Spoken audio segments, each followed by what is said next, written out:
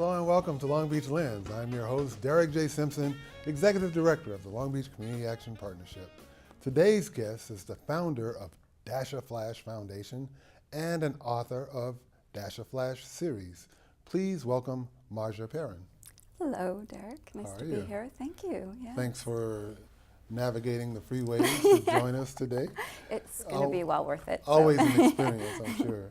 So before we get started on Dasha, give us some background on Marja. I mean, I met you just minding my own business, drinking a cup of coffee one day, and the next thing I know, I'm talking to this author and someone who's engaged with working with youth in very creative ways. But give those who are watching a little bit of insight on who you are, first of all. Okay, well, I was born and raised in Toronto, Canada. Okay. First generation born Canadian to immigrant parents who are from Macedonia, the former Republic of Yugoslavia. Okay. I have spent a lot of time, working on various different things creatively over time since I was a little child. So that's kind of scoping my direction today in life. Okay. And would you say, because you mentioned as a child, that collective experiences growing up were sort of what inspired you to move into the direction that you are today then? Very much so. As a child who is born to immigrant parents, there's a different perspective that comes about. It's almost like you live a bicultural, world. Mm-hmm. You have the culture of the old world through my parents and my grandparents who raised me, and you also have the modern world, which is outside of the home. So I think that really shaped me in the direction of what I'm doing today. Now, I moved from Alabama, and though that's not another country, sometimes when I moved here at first, I felt like I was in a different world. But for you saying that, coming from a different country, and I know in Long Beach we have a very diverse community, give some insight as to what that really feels like. I mean, you talk about the old world versus the new, but from a child's perspective, as you were writing that book, what were some of the things that you thought about from your childhood that you felt like really needed to be brought out as you went about your craft? Well, growing up, there was a really strong emphasis on family and also a sense of community. So that basically really shaped who I am today, but also through the book, because the book itself and the series of the book concentrates on that whole element of community and a core value system that children can have. Okay. Now, I also read as I was talking, well, I talked to you about it, but then read about it, about your film production and performing arts experiences. So you have some of that you brought into this as well, right? That's right. Actually, that's kind of how things really started to unravel full force.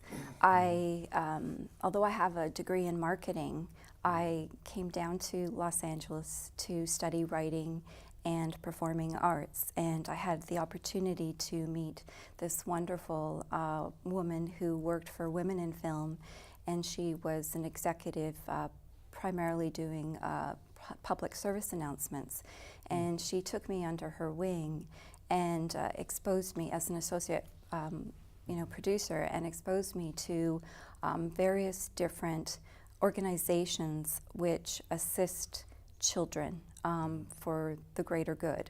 So understanding that need, for example, I worked on a PSA for School on Wheels and Break the Cycle, and it's almost like the light bulb hit. It was just like, wow, there's really a need here to fulfill a sense of,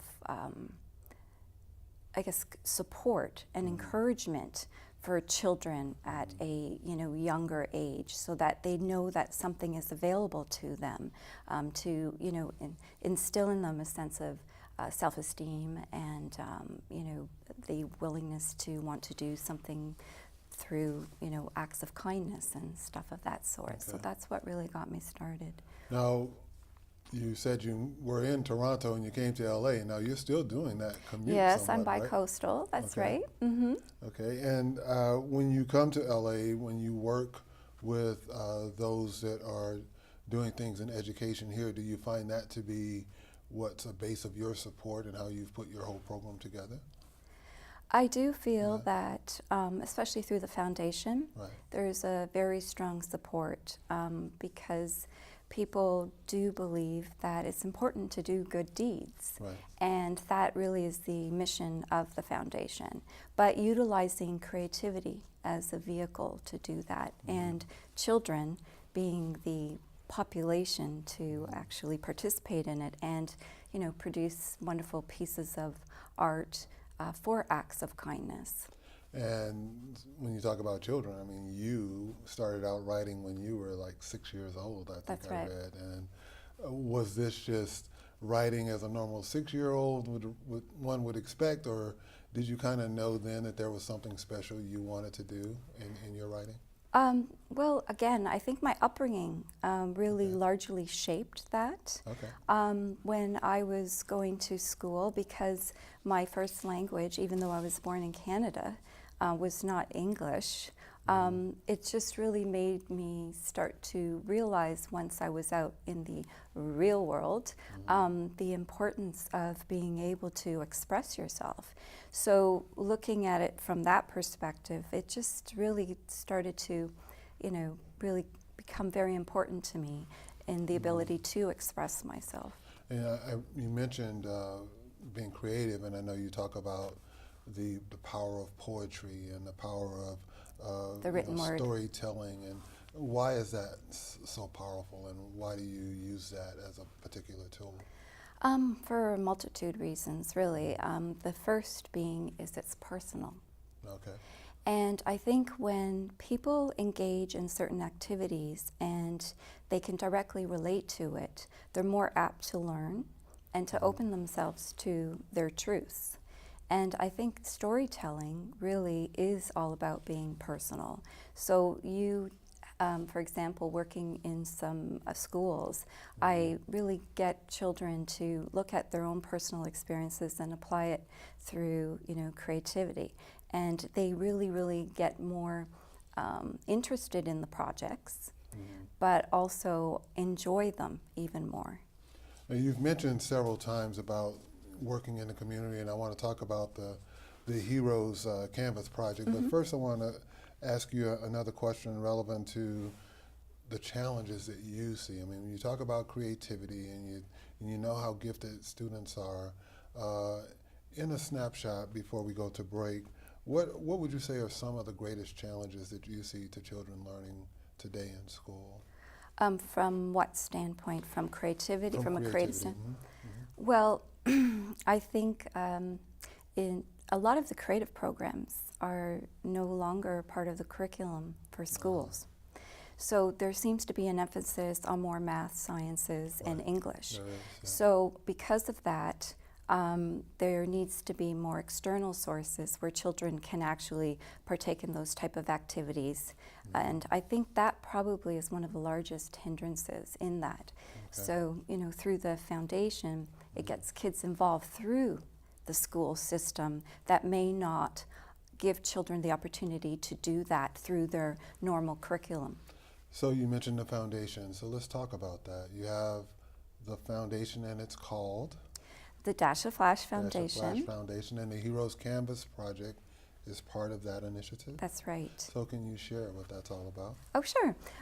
So the Dash of Flash Foundation has a mission for children to come together to be creative with an act of kindness in mind. And I created this, the Hero Canvas project, as a community outreach because the foundation is largely based on that, where, you know, children can partake in that, particularly within their communities. So schools, I've performed this or initiated this project. I'm showing some of it now. Great. So this actually was an event that I held where it was, the work was actually exhibited at a prominent museum in Canada called the Royal Ontario Museum. So children were asked at various schools to participate in this project, and I basically presented them with a blank canvas, art canvas, and it was their opportunity to simply express what they perceived a hero to be. Oh, wow. Now, the children from the community had different perspectives, and but they were given a specific instruction and an understanding that there would be a recipient to that artwork. And in this case, it was actually the soldiers who were actually on tour in Kandahar, Afghanistan. Okay. So I arranged it with the Canadian Armed Forces for the artwork to go there as you know, a simple act of kindness from the kids, just to connect them to a sense of normalcy, because that's something that they really aren't exposed to over there. So when it was exhibited at the Royal Ontario Museum, it was like a double-sided humanitarian art piece. So it wasn't just the artwork from the children, but the community had the opportunity to come in and amaze themselves with the beautiful artwork, but also to participate in an act of kindness. So there was the blank side of the canvas that was exposed to it, and the community could come in and write messages to the soldiers. And it went off. We received over 1,000 messages on the blank side of the canvas, and it went off to the Canadian Armed Forces there in Kandahar at one of their bases. Wow, amazing. You're doing amazing, and you're basically showing youth at a very young age how they can be a part of a bigger world. We're going to take a short break, and when we return, we will continue our conversation with Marja Perren. Stay tuned for more of Long Beach Lens.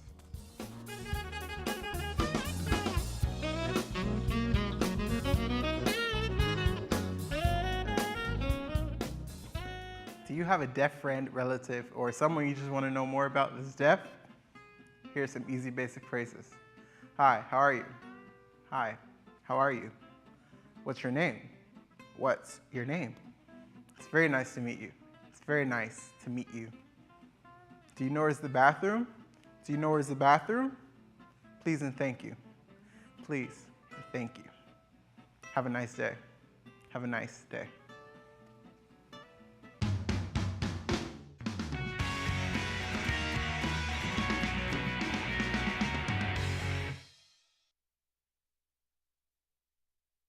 Hi, my name is C.T. Turney. I'm an attorney with the New Way of Life Reentry Project. We're part of several organizations in Long Beach who provide workshops, legal clinics, and support through the process of reclassifying your felony conviction.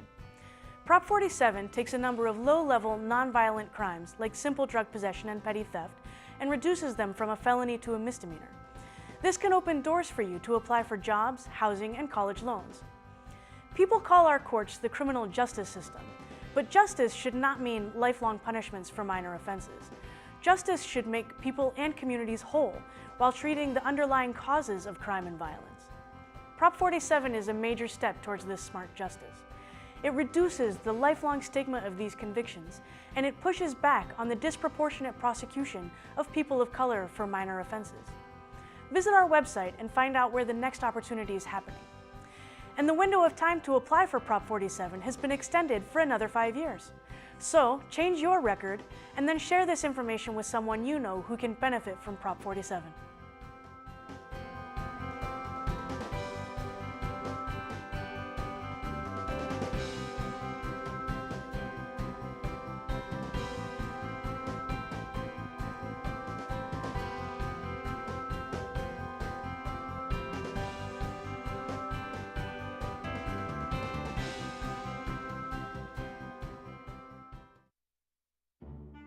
Are you tired of the run-of-the-mill duties at your internship?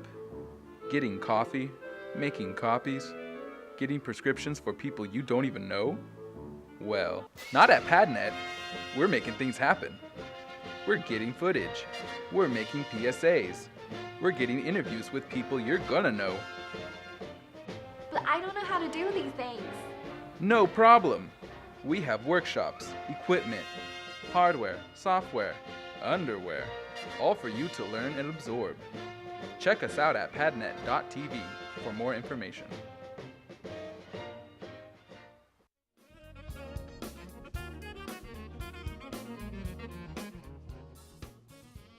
Welcome back. I'm Derek J. Simpson, and we have been chatting with Marja Perren. And Marja, when we left, we were talking about the Heroes Canvas project that you were doing in Canada, but you were telling me about some pretty amazing things you have in the works for locally here with that project as well. Can you share how that's going? Oh, sure. So right now it's in the development stage, Okay. but we are planning on holding an event start in San Diego with the kickoff in Long Beach, Okay. the Hero Canvas project, that is. And the reason why I selected Long Beach is because it once was a naval town. There was a shipyard there until I think 1997, if I remember correctly. Yes, not long ago. And there's still some pretty strong naval presence here, so I really wanted to start it off here. So I'm working with schools all the way from Long Beach down to San Diego, and they'll be partaking in the event as well. And I'm hoping to have it exhibited at the USS Midway, which I'm in discussion with them at this present time, so I'm crossing my fingers. Yes, I've already discussed it with the Navy, and I'm in discussion with the officials there, and we're just in the process of deciding how these beautiful pieces of work from the kids in the community are actually going to receive the gifts and where they would actually be located. Okay. So if I'm a teacher at a school in Long Beach right now and I happen to be watching this, how might I be preparing myself and my students to be a part of something like this? Is it by doing one of the murals and thinking of ideas, or what would your suggestion be to the kids or the teachers out there watching?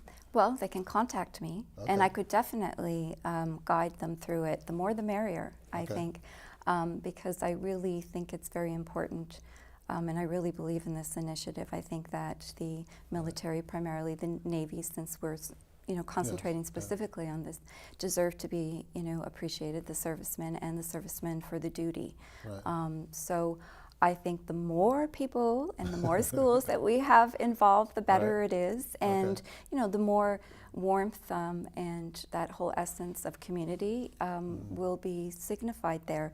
But we will also be having a ceremony, an opening ceremony, which will actually present, the artwork with the children there, and the artwork being gifted to representatives of the officials, specifically of the Navy, to receive it on behalf of the community. Yeah. I was not in the military, but I can only imagine after being away from home for so long and then getting something that you can feel and touch and see that reminds you of home has to be a very encouraging and uplifting opportunity. So absolutely, kudos to you for coming up with that kind of idea, and from the mouths of babes, as they would say. I'm sure that those are some very raw emotions that are shared there. So thank you. So we've mentioned Dasha Flash many times here. Introduce that character. Who is Dasha, and how did you come up with her? Whoa, questions. Okay, she's a spunky little creative girl. Okay. Who wants to do the right thing. Okay. She has a very strong sense of core values. And we see a photo of her here and yes. some of the experiences. Yes, this is actually the first book of the series, which will be released early next year. And it's, she has, like a lot of younger children have their passion or obsession, shall we say. She loves taking pictures. So she discovers herself to be a hero through her passion for picture taking. Okay. And so as Dasha discovers herself through photos, I guess is the theme then, I won't guess, I'll ask you. Yes.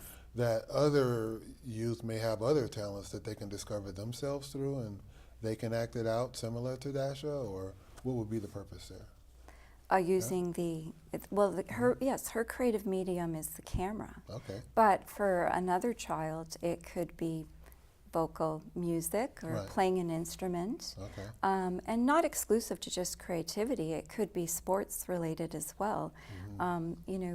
It's just what's really important is to really connect with something that you feel very, in touch with and passionate about. Because I think once you start really opening yourself up to being passionate about something, it opens up your heart, and you're more apt to participate in acts of kindness. And I think through the book, per se, as I was mentioning, this whole idea of Dasha Flash having a set of core values. Having that, you're able to decipher between what's right and what's wrong and what's bad and what's good. And through this story, it takes you on that journey where she discovers herself to be a hero by saving the day. And it just really opens up discussion for people to really discuss, well, what is a hero? You know, and again, it's like related back to the Hero Canvas Project. Well, what is a hero? When the children did the project, they were the ones who decided that it would go to the soldiers. It wasn't me. I asked them questions. Who did they feel, you know, deserved to receive some artwork and be acknowledged? And they pretty well responded quite strongly that it was the military. So this is a similar situation, but on a smaller scale. I mean, there's always, everyone has this heroic element within themselves. We don't have to define it by these really magnificent actions of good deeds. It can happen on a community level. It can happen within your family, and it can happen amongst your friends and your relatives. It can happen within just your small little neighborhood. It's tremendous, like the opportunities that people just through their intrinsic way of doing something good can really make a positive impact on people. So what would be the age range that the book is targeted to, or the grade range? I've read this book, or shall I say the story, to kids all from grade 3 to, from 3 years old all the way to 9 years old. Okay. So everybody takes it or interprets it differently, because the book itself has a very interactive element to it. It's not simply just a story, close the book and off you go. There's, you know, again, the whole element of heroism. There's parts in the book where kids can actually partake. So Dasha loves to take pictures. Well, there's a part in the book where the kids can actually affix their own pictures of their family and friends. Cool. And at the end of the book, because the topic is heroism, it gives the opportunity, there's a page in the book that gives the opportunity to the reader and to the child to really talk about what is heroism, and they're allowed to, you know, be able to write and mark the book up with certain characteristics that they think a hero is to them. And what's been the response as you've worked with the youth that you've exposed to the book? What's been the response back? They love it. They love it for different reasons. Okay. You know, the little ones, you know, who are 3 years old, they're going to look at it and say, "Wow, great colors! Dash is cute. You know, love the camera." And then as you go to the older ages, they're looking at it from a different standpoint. You know, they're the ones that are participating in initiatives such as the Hero Canvas Project. So their mental process is, you know, more sophisticated, and they're able to perceive the book and interpret it differently. So we've talked about the book. Is it available now for if I'm a mom or a parent, or, you know, looking for that perfect gift for a little one? Or I wish I could say yes. Yes, okay. But it's going to be available next year, early Okay. next year. And As in 2017? 2017, Okay. yes. It will be available, if I can say, on Amazon, directly through my website as well, Okay. and it will be in bookstores, in local bookstores as well. And Now, what about schools? Is this something that you would approach schools, like, you know, first, second, or elementary school teachers to say, hey, this can be a really valued resource maybe in your whole curriculum? Is that a strategy of yours, I'm assuming, to get that out there? It is, because reading the story to the children, they, you know, the kids are very well receive it, but the teachers really like it for a multitude of reasons. One is because it actually, you know, just gives the teachers a forum to discuss this whole element of heroism, to the elements of good deeds, and 3, creativity, finding your niche and connecting with something. Marja, as you know, we work with low-income families predominantly at Long Beach Community Action Partnership, and the values that Dasha represents are important regardless of your socioeconomic status. But when you think about those kids who are coming from, you know, less resources at home, how do you feel that will impact them even more so possibly, I would think, as they get to be introduced to Dasha? Well, first of all, I strongly believe that your socioeconomic position doesn't have to hinder you. Right. You know, there's a lot of organizations such as yours and mine where kids can reach out and to partake in various activities of kindness and creativity without really having to spend anything. And I think that if you can look at it from that standpoint, plus other, nonprofit libraries, community centers, kids can reach out that way. And I think that's, the message through Dasha Flash. You don't need to, have an abundance of financial resources to partake in acts of kindness, to get involved in your community. If you have, certain questions or you want to educate yourself on something, you have access to the internet, but you also have library resources. You have many different avenues that you can go to to, partake in, really good things. Right. Well, we're out of time, and I'm not out of questions. And I know that there's 30 different stories that Dasha will be found in once she gets out there to the universe. Thank you so much for joining us. Thank you for having me. Safe travels as you go back and forth to Canada. Thank you. I really appreciate it. That concludes our show. I'd like to thank Marja Perren for joining us today. Be sure to follow PadNet TV on Facebook, Twitter, and Instagram for the latest updates. We also welcome your comments and thoughts regarding this show as we strive to make Long Beach Lands a favorite source of local news, information, and entertainment. This show has been brought to you with support from the Long Beach Community Action Partnership. Thank you again for watching Long Beach Lens.